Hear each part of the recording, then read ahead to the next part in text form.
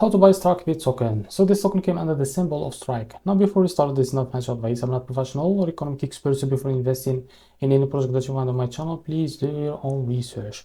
Now, as you can see, this token will be listed on LBank. So if you go to this post, as you can see, they announced that the new listing alert on Wix. So we are excited to announce that the upcoming spot listing of Strike, it will be on LBank. So if this token available on LBank, how to buy this token on it? Now, first of all, open your LBank account, as you can see. Now, make sure to fund it with some USDT, and I will show you how to buy it. I will give an example as the PayPath, as you can see. So after that, make sure to find this Strike to USDT, this pair. Now, click on it. So wait a few seconds to load this page. So it's easy and simple. Click on buy, select the limit, and here you can type how much you want to buy of that Strike token. Now here you will be able to see how much you will be paid of that USDT on your account, and click on buy Strike.